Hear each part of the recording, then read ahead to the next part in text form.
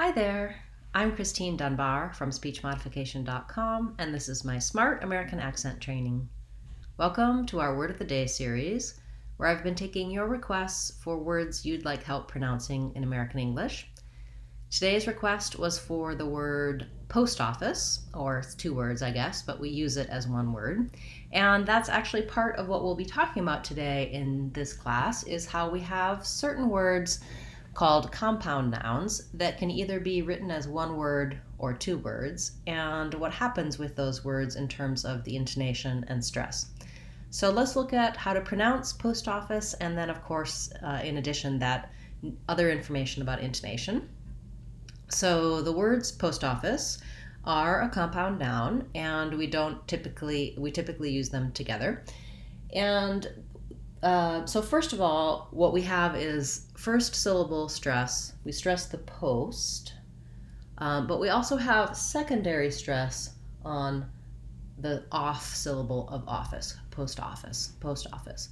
And why you want to know about that is that it will matter later when I'm using it in a sentence in how I might stress the words. So I'll talk about that in just a moment. We have the clear O vowel in American English. It's diphthong, so just hold it longer. Relax the jaw as you're saying it. Po, po. Post office. We tend to link the two words, and the T turns a little bit more into a D sound or a flap. Post office, post office. I'm not saying post office.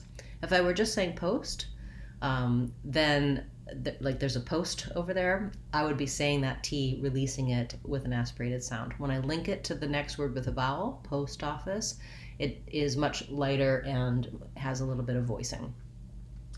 Office begins with the aw vowel, that's the caught-law vowel. So I might rewrite that post, I'm going to write it this way because post office, I'll write it with a little d. The aw, I'll write with the letters AW. We often spell the aw with AW or AU. And then the C, letter C in post office says the sound S. We have a lax I vowel.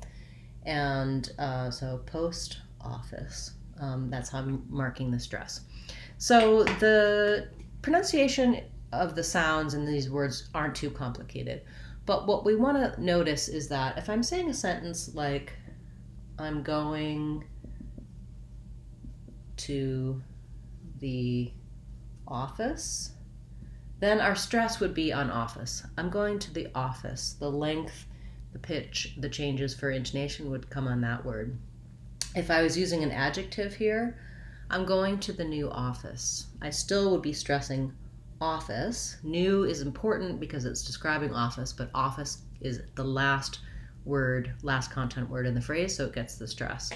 But if I'm saying I'm going to the post office, if I followed that rule, I'm going to the post office, it doesn't match because post office functions as one word. So it's the stressed word, it comes last, and I have to make sure that I stress both parts of it.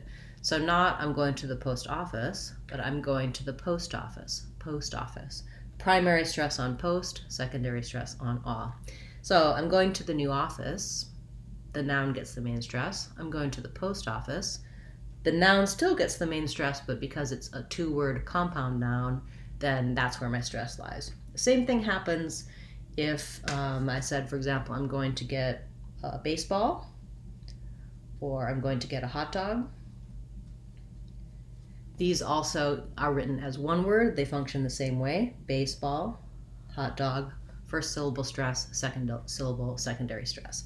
So this is a concept I've talked about a few times, and it comes up for some speakers where you haven't given that much consideration to the intonation pattern. Your brain is just following the rule of stressing that word office, and it's a change to the rule because of the compound noun.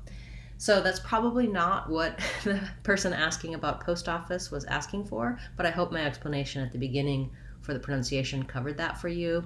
And if you have a request for a word you'd like help with, you can leave it in the comments for this video or any of my videos. You can also ask questions and make requests in the comments, and I'll direct you to resources here on the channel or on speechmodification.com to help you. If you have a question that can't wait, come to our Friday live question and answer class where I take your questions live and answer them. Usually we talk about pronunciation, intonation, and little details to help you improve your overall communication in American English. I look forward to seeing you then, as well as tomorrow in our next Word of the Day series. Thank you so much to those of you who subscribed, and especially those of you who've joined the channel as members. It really helps support what we do and bring training to more people. I'm Christine Dunbar from speechmodification.com. If you want to sound like a native speaker, you need speechmodification.com. Bye guys, see you tomorrow.